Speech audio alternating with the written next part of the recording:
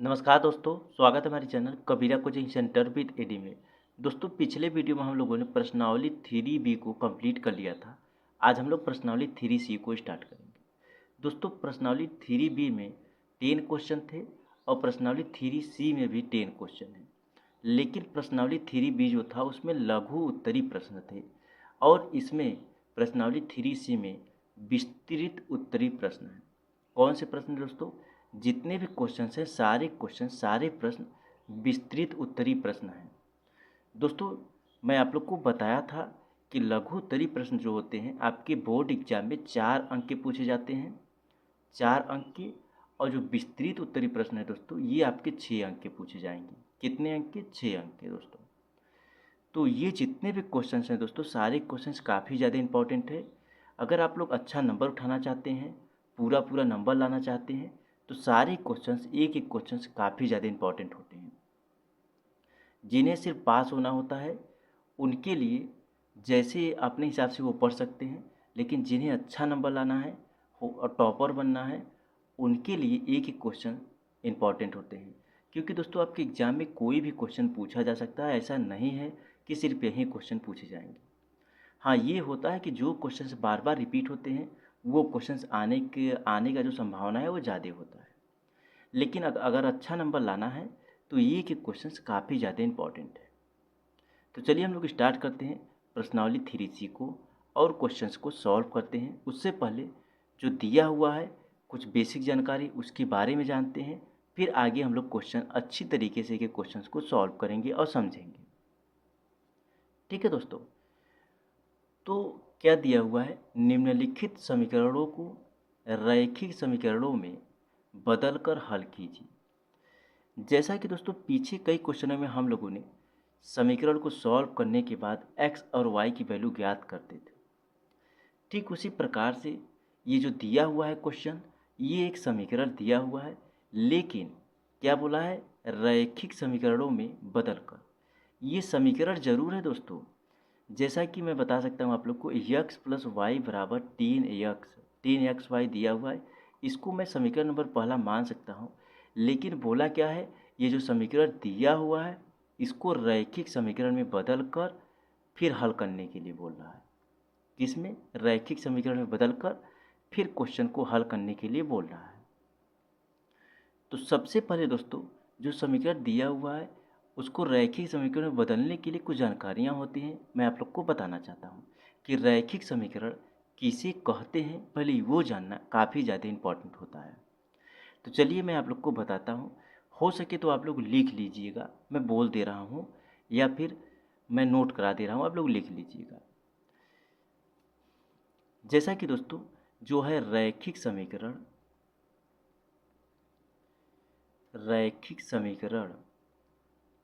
एक ऐसा समीकरण होता है, एक ऐसा समीकरण होता है, यहाँ पर एक ऐसा लिखना है। रैखिक समीकरण एक ऐसा समीकरण होता है, ठीक है दोस्तों, जिसमें ये दोस्तों आपको हो सकता है कोई टीचर ना बताएं और हो सकता है कोई वीडियो में आप लोग देखें पढ़ें तो ये ना मिले। ये मैं अपने तरीके से समझाने के लिए आप लोग को एक चीज़ें अच्छी तरीके से समझाने के लिए अपने से खुद से ये चीज़ें बनाता हूँ। मैं बुक से निकाल कर ये सब चीज़ें अपने तरीके से समझाने के लिए बताता हूँ। तो इसको आप लोग नोट ज़रूर कर लीजिएगा। जो दिया हुआ है समीकरण उसको रैखिक समीकरण बदलने के लिए हमें क्या करना पड़ेगा? पहले ये जानना जरूरी है कि रैखिक समीकरण कहते किसे हैं। तो रैखिक समीकरण एक ऐसा समीकरण होता है जिसमें चर का जिसमें चर का चर की जिसमें चर की अधिकतम जिसमें चर की अधिकतम घात एक होती है। अधिकतम घात एक होती है। क्या बोल रहा है दोस्तों? रैखिक समीकरण कहने का मतलब ये है, रैखिक समीकरण उसे कहा जाता है जिसमें चर का अधिकतम घात एक होता है या होती है। अब ये समझना जरूरी है चर किसे कहते हैं, तब समझ में आएगा कि उसकी अधिकतम घात ही रैखिक समीकरण होता है। तो देखिए दोस्तों, जैसे मान लीजिए 2x प्लस 5 बराबर 0 दिया हुआ है, तो यहाँ पर जो यक्स है दोस्तों ये चर हो गया आपका। क्या हो गया मेरे भाई? ये चर हो गया। शायद प्रश्नावली 3A में मैं ये चीज़ें आप लोग को बताया था, अगर ना याद हो तो ये रिवाइज हो जाएगा आप लोग को। ठीक है दोस्तों, ये एक बार रिवाइज हो जाएगा। देखिए दोस्तों, जो यक्स होता है ये चर होता है। अगर मान लीजिए 2x प्लस 5y बराबर 0 दिया हुआ है दोस्तों, तो ये यक्स भी चर है और y भी चर है। ठीक है दोस्तों, तो ये क्या बोल रहा है, जिसमें चर की अधिकतम घात 1 हो। तो जो ये चर दिया हुआ है मेरे भाई, क्या दिया हुआ है? चर दिया हुआ है। अब यहाँ पर देखिए अधिकतम घात 1 हो, तो ये यही आपका रैखिक समीकरण कहलाता है। ठीक है दोस्तों, ये आपका रैखिक समीकरण कहलाता है। तो जिसमें चर की अधिकतम घात 1 हो वही रैखिक समीकरण कहलाता है। अगर मान लीजिए इसकी अधिकतम घात 2 हो, तो ये चर नहीं होगा, ये द्विघात समीकरण हो जाएगा। क्या हो जाएगा दोस्तों? द्विघात। जिसकी अधिकतम घात 2 हो उसे द्विघात समीकरण कहते हैं, जिसकी अधिकतम घात 3 हो उसे त्रिघात समीकरण कहते हैं। यही होता है। लेकिन जिसकी अधिकतम घात 1 हो वह रैखिक समीकरण कहलाता है। क्या कहलाता है मेरे भाई? रैखिक समीकरण। तो ये चीज़ आप लिख लीजिएगा आप लोग, और इसको क्वेश्चन सॉल्व करते टाइम जानना ज़रूरी है और समझना ज़रूरी है। चलिए आगे मैं आप लोग को कुछ और बताना चाहता हूँ। जैसे देखिए दोस्तों, यहाँ पर इसे सामान्य रूप से मैं वो चीज़ बता दिया हूँ, फिर से एक बार बता देता हूँ। इसे सामान्य रूप से ax प्लस बी बराबर 0, ये मैं बताया हूँ आप लोग को, फिर से बता दे रहा हूँ। या फिर ax प्लस बी वाई बराबर 0। ठीक है दोस्तों, यही चीज़ मैं बताया हूँ आपको पीछे। बस यहाँ पर ए लिखा हुआ है, बी लिखा हुआ है, लेकिन वहाँ पे संख्या लिखा हुआ था। तो यहाँ पर एक चर वाला हो गया, इसकी अधिकतम घात 1 है। ये जो x है एक चर हो गया, और जो ax प्लस बी वाई इसमें 2 चर हो गए, x हो गया और y इसमें 2 चर हो गए। तो इसके रूप में लिखा जाता है। क्या किया जाता है? लिखा जाता है। ठीक है मेरे भाई, इसमें जो a और b है दोस्तों, a और b, इसे a मानेंगे, इसे b मानेंगे, इसे c मानेंगे। यहाँ पर तो मान लीजिए ए बी दिया हुआ है तो हम लोग मान रहे हैं ए बी है, लेकिन मान लीजिए कोई संख्या दे दिया 2x प्लस 3y बराबर 5 दे दिया, तो इसे ए मानेंगे, इसे बी मानेंगे, इसे सी मानेंगे। तो यही चीज़ मैं आप लोग को समझा रहा हूँ कि जैसे यहाँ पर क्या है, इसमें ए बी और सी जो समीकरण देगा, ए बी और सी, इसे क्या कहेंगे? मान लीजिए ए एक्स प्लस बी वाई दिया हुआ है, तो एक्स और वाई को हम लोगों ने चर मान लिया, लेकिन ए बी सी जो दिया है इसे क्या मानेंगे? इसे एक स्थिरांक मानेंगे। क्या मानेंगे? स्थिरांक। स्थिरांक है, यह एक स्थिरांक है। ठीक है दोस्तों, तो यहाँ पर एक्स और वाई ये चर हो जाएगा आपका। चलिए, ये चीज़ आप लोग को समझ में आ गया होगा। आगे हम लोग क्वेश्चन को सॉल्व करते हैं, क्वेश्चन को समझते हैं। ठीक है मेरे भाई, तो क्वेश्चन क्या दिया हुआ है मैं नीचे लिख लेता हूँ, उसके बाद क्वेश्चन को हल करता हूँ। तो क्वेश्चन क्या दिया हुआ है दोस्तों? क्वेश्चन नंबर पहला क्या दिया हुआ है? यक्स प्लस वाई बराबर, क्या दिया था? यक्स प्लस वाई बराबर 10xy। यक्स प्लस वाई बराबर 10xy दिया हुआ है, पहला हो गया। उसके बाद क्या दिया हुआ है? यक्स माइनस वाई बराबर 6xy दिया हुआ है। यही दिया हुआ है दोस्तों। तो चलिए हम लोग क्वेश्चन को हल करते हैं, क्वेश्चन को सॉल्व करते हैं। तो क्या करेंगे? यक्स प्लस वाई बराबर 10xy बराबर ये आपका दोस्तों समीकरण नंबर पहला हो गया। ठीक है मेरे भाई, ये आपका समीकरण नंबर पहला हो गया। यक्स माइनस वाई बराबर 6xy, ये आपका समीकरण नंबर दूसरा हो गया। देखिए दोस्तों, यहाँ पर मैं आप लोग को बताया हूँ कि ये जो समीकरण है, इस समीकरण को हम लोग जो रैखिक समीकरण में बदलने के लिए हम लोग को सॉल्व करना पड़ेगा। ये आपका उसके बाद जो समीकरण नंबर पहला है दूसरा हो जाएगा, जो दूसरा है वो चौथा हो जाएगा, एक नया समीकरण बन जाएगा। तो नया समीकरण का नाम हम लोग समीकरण नंबर तीसरा रखेंगे, जो पहला है, और जो दूसरा है उसको समीकरण नंबर चौथा हम लोग रख लेंगे, क्योंकि नया समीकरण बन जाएगा। तो इसको नया समीकरण बनाने के लिए हम लोग को क्या करना पड़ेगा? नया समीकरण दोस्तों बनाने के लिए समीकरण एक के दोनों पक्षों में यक्स और वाई का भाग देने पर, ठीक है दोस्तों, क्या करेंगे? जो समीकरण नंबर पहला है, चलिए मैं लिखता हूँ, समीकरण एक में एक के दोनों, समीकरण एक के दोनों पक्षों में, दोनों पक्षों में लिखना है आगे। समीकरण एक के दोनों पक्षों में यक्स वाई का गुणा करने पर, जो समीकरण नंबर एक है दोस्तों, उसके दोनों पक्षों में यक्स वाई का, गुणा नहीं, भाग करने पर, दोस्तों यहाँ पर गुणा नहीं भाग लिखना है, गुणा नहीं करना पड़ेगा। मुझे याद था पीछे कई क्वेश्चन में हम लोग गुणा करते हुए आ रहे थे, तो वही चीज़ मैं बोल दिया, लेकिन भाग करना है। यहाँ पर क्या करना है मेरे भाई? भाग करना है। समीकरण एक के दोनों पक्षों में भाग करने पर, तो चलिए पहले नीचे में समीकरण नंबर पहला लिखता हूँ। समीकरण नंबर पहला क्या है? यक्स प्लस वाई बराबर 3xy है दोस्तों, ये आपका समीकरण नंबर पहला है। तो इसके दोनों पक्षों में यक्स वाई का भाग करने पर, तो यक्स वाई हो गया दोस्तों, बराबर 3xy अपान में यक्स वाई हो गया। अब दोस्तों जो ये है, इसके दोनों पक्षों में हम लोग भाग जब करेंगे, तो इसको थोड़ा और सॉल्व करने के बाद इसको हम लोग काटेंगे। क्या करेंगे? संख्याएं को काट देंगे। देखिए दोस्तों, अगर मैं चाहता तो इसको मतलब कि जो इस तरीके से लिखा हूँ ना लिख करके मैं डायरेक्ट लिख सकता था, जो आगे लिखूँगा, लेकिन मैं आप लोग को बताने के लिए एक एक चीज़ें तोड़ कर बताता हूँ। जो यक्स प्लस वाई है दोस्तों, यक्स प्लस वाई अपान में यक्स वाई है दोस्तों, तो यहाँ पर हम लोग को क्या करना होगा? यहाँ पर जो यक्स है इसकी अपान में यक्स वाई हो जाएगा, क्योंकि यक्स प्लस वाई है। ठीक है दोस्तों, इसको दो पार्ट में हम लोग तोड़ेंगे।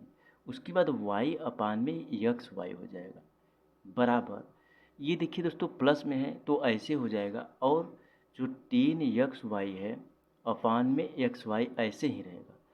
अगर ये भी जो दिया हुआ है, देखिए दोस्तों, यहाँ पर अगर प्लस होता, कहाँ पर?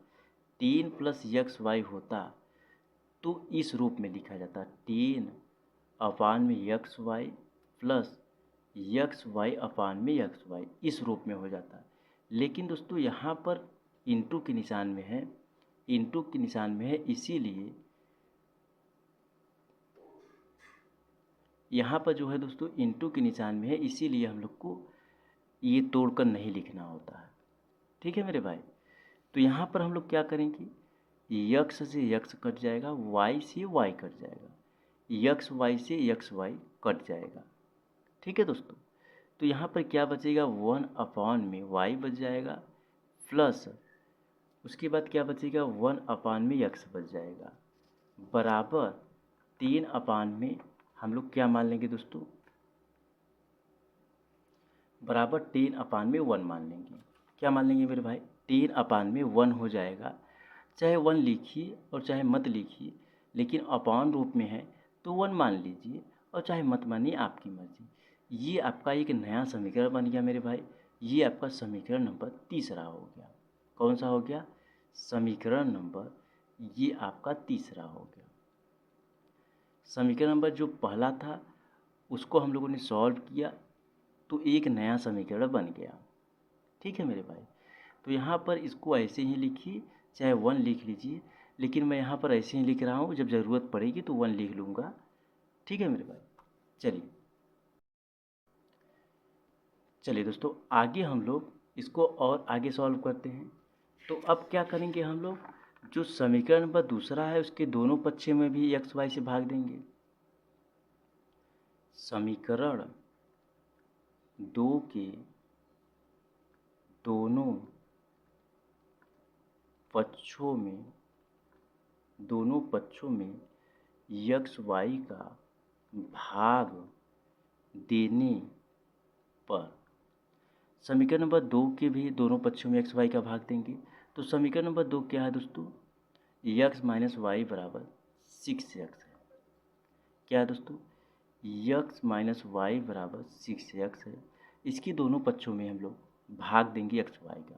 तो एक्स वाई हो गया बराबर, यहाँ पर बराबर नहीं रहेगा क्योंकि भाग दे रहे हैं, तो अपॉन में एक्स वाई हो जाएगा।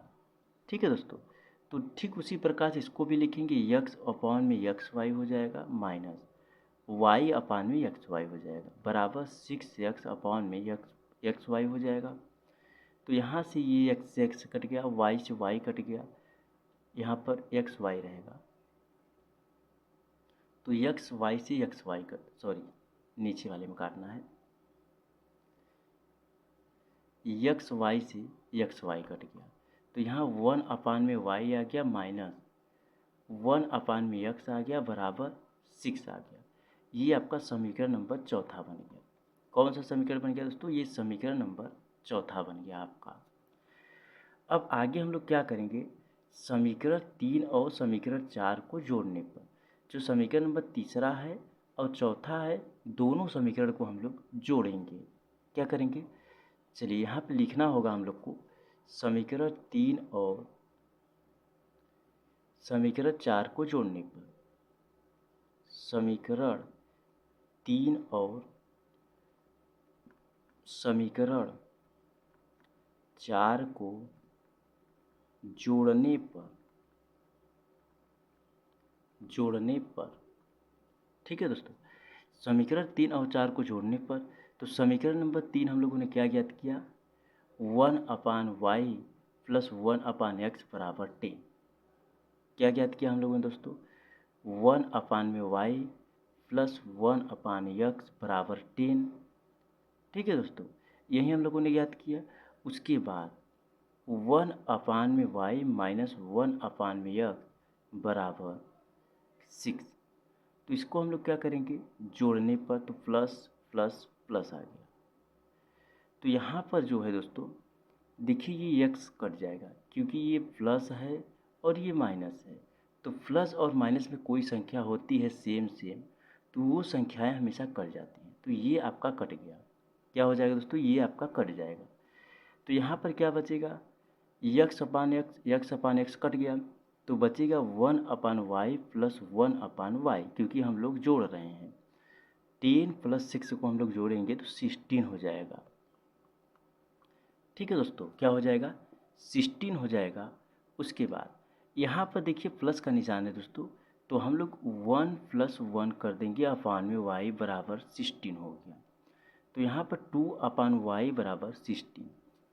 यहाँ पर हो सकता है आप लोग के मन में ये कन्फ्यूजन हो कि 1 प्लस 1 कर दिए अपान में वाई कर दिए, तो ऐसा क्यों हुआ। तो यहाँ पर साइड में आप लोग देख लीजिए, साइड में बता देता हूँ। चलिए दोस्तों, इतना आ गया। हो सकता है आपके मन में ये कन्फ्यूजन आ गया हो कि यहाँ पर 1 प्लस 1 अपान में वाई कर दिया, मैं ऐसा क्यों किया। देखिए दोस्तों, कोई भी संख्या अगर होती है, अगर सेम संख्या होती है, 1 अपान में यहाँ पर वाई है प्लस 1 अपान में वाई है, तो इसका क्रॉस मल्टीप्लाई नहीं होगा। ऊपर वाला जो है दोस्तों ये प्लस हो जाएगा, कोई भी संख्या हो 1 प्लस 1 हो जाएगा, और नीचे वाली जो सेम संख्या होती है वो कॉमन हो जाती है, तो y का सिर्फ और सिर्फ y हम लोग लिखते हैं। ठीक है मेरे भाई, तो इसको आप लोग साइड में लिख लीजिएगा और जो मैं बोल रहा हूँ उन बातों पर गौर कीजिएगा। मैं दोबारा रिपीट कर रहा हूँ, चीज़ को समझिएगा। जब भी कोई संख्या भिन्न रूप में होती है, भिन्न के जोड़ के रूप में, भिन्न के घटाना के रूप में होती है, तो उस संख्या को हम लोग जब जब भिन्न और जोड़ की घटाना के रूप में वो संख्या सेम होती है, तो उस संख्या को जो हम लोग प्लस करते हैं, तो ऊपर वाली जो संख्या होती है वो प्लस हो जाती है और नीचे वाली संख्या कॉमन होकर सिर्फ एक लिखी जाती है। जैसे 1/y है प्लस 1/y है, तो ऊपर वाली संख्या 1 + 1 हम लोगों ने कर दिया, ये जो 1 है इसको और ये जो 1 है इसको हम लोगों ने लिख लिया, इसका प्लस रूप हो गया। लेकिन जो अपॉन में है वो मल्टीप्लाई रूप में है, तो सिर्फ और सिर्फ y हो जाएगा। ठीक है दोस्तों, तो चलिए इसके आगे हम लोग सॉल्व करते हैं। तो क्या आ गया, 2/y बराबर 1 है। तो यहाँ पर जैसा कि मैं बताया था, कोई संख्या भी हो, कोई भी संख्या हो, अगर अपॉन में है, बटे में है, तो अगर दूसरी वाली संख्या बटे में ना हो तो उसको बनाना पड़ता है। तो यहाँ पर हम लोग 1 मान लेंगे। उसके बाद क्रॉस मल्टीप्लाई कर देंगे। तो जब क्रॉस मल्टीप्लाई हम लोग करेंगे तो क्या आ जाएगा मेरे भाई, यहाँ पर क्या आ जाएगा, जो 2 है दोस्तों ये राइट साइड चला जाएगा, यहाँ पर 16y हो जाएगा बराबर 2 हो जाएगा। ठीक है मेरे भाई, ये जो 2 है, 2 जो है ये राइट साइड चला आ जाएगा, और जो y 16 है, y का मल्टीप्लाई 16 में हम लोगों ने किया तो 16y आ गया। तो y बराबर में 2/16 हो गया, इसको हम लोग काट देंगे तो 8 आ जाएगा। y की वैल्यू क्या आ गई मेरे भाई, 8 आ गई। y का मान क्या आ गया मेरे भाई, 8 आ गया, ये y की वैल्यू आ गई। अब हम लोग क्या करेंगे, y का मान समीकरण 3 में रखेंगे। किस में रखेंगे दोस्तों, y का मान समीकरण नंबर 3 में रखेंगे हम लोग। तो यहाँ पर लिखेंगे हम लोग, यहाँ पर लिखना होगा हम लोग को, y का मान समीकरण 3 में रखने पर, y का मान समीकरण नंबर 3 में रखने पर, तो समीकरण नंबर 3 हम लोगों ने क्या ज्ञात किया है मेरे भाई, समीकरण नंबर 3 1/y + 1/x बराबर 10। 1/y + 1/x बराबर 10, ये आपका दोस्तों समीकरण नंबर 3 था। तो यहाँ पर y के स्थान पर हम लोग क्या रखेंगे, 8 को रखेंगे। क्या रखेंगे मेरे भाई, 8 को रखेंगे। लेकिन यहाँ पर 1/8 आएगा मेरे भाई, सॉरी, यहाँ पर 1/8 आएगा, क्योंकि जब हम लोगों ने काटा इसको, देखिए जब हम लोगों ने काटा इसको तो यहाँ 1/, क्या आ जाएगा, 8 आ जाएगा। 2 का हम लोगों ने 2 बार लेकर गया, तो 2 का जब हम लोगों ने मल्टीप्लाई 8 में किया तो 16 आ गया, लेकिन 2 के स्थान पे 1 तो बचेगा ही बचेगा, तो 1/8 हो गया। तो यहाँ पर जो लिखा है y की वैल्यू, क्या लिखा है, 8 लिखा है, तो यहाँ पर 1/8 हो जाएगा। ठीक है दोस्तों, 1/8 हो जाएगा। तो जहाँ पर y है वहाँ पर 1/8 रखेंगे। कितना रखेंगे, 1/8 प्लस 1/x बराबर 10 हो गया। ठीक है दोस्तों, उसके बाद हम लोग क्या करेंगे, यहाँ पर 1 मान लेंगे। क्या करेंगे, 1 मान लेंगे, तो इसका मल्टीप्लाई 1 में करेंगे। किसका दोस्तों, 1 का मल्टीप्लाई, मैं बताया था आप लोग को इसके बारे में, 1 का मल्टीप्लाई इस 1 में हो जाएगा और इसका मल्टीप्लाई इसमें हो जाएगा। तो 1 का मल्टीप्लाई 1 में जब हम लोग करेंगे तो क्या आ जाएगा, 1 ही आ जाएगा। उसके बाद देखिए दोस्तों, 1 का मल्टीप्लाई 1 में करेंगे तो 1 आएगा इंटू 8 हो जाएगा, बराबर प्लस 1/x बराबर 10 हो जाएगा। तो यहाँ पर क्या हो जाएगा, इधर देख लीजिए, इसके आगे से इधर, तो 1 का मल्टीप्लाई जो हम लोग 8 में करेंगे तो 8 आ जाएगा, 8 + 1/x बराबर 10 आ जाएगा, यही आ जाएगा दोस्तों। तो आगे हम लोग क्या करेंगे, फिर से यहाँ पर अपॉन में 1 मान करके क्रॉस मल्टीप्लाई कर देंगे। यहाँ पर 1 मान लेंगे, क्रॉस मल्टीप्लाई कर देंगे।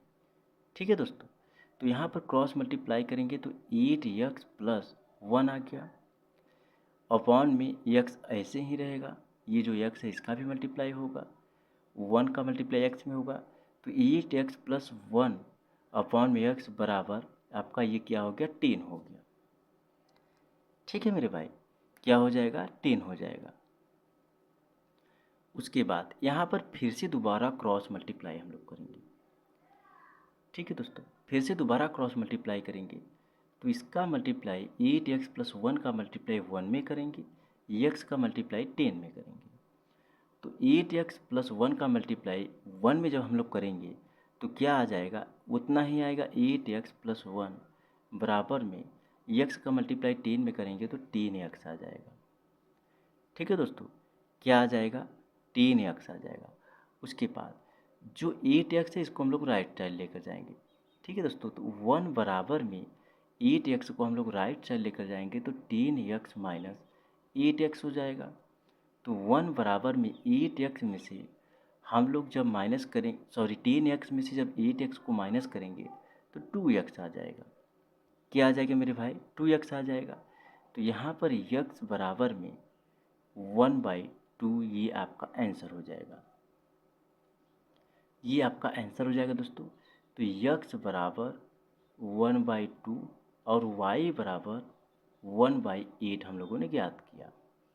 ये अपने बुक में मैच कर लीजिएगा, यही आपका राइट आंसर हो जाएगा।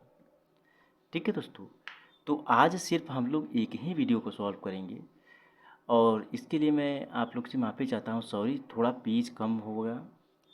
अगर पेज और थोड़ा मैं छोड़ दिया होता तो अच्छी तरीके से क्वेश्चन सॉल्व हो पाता, थोड़ा साइड में लिखना पड़ा और साइड में भले ही लिखा हूँ लेकिन एक एक चीज़ें अच्छी तरीके से आप लोग को समझ में आया होगा।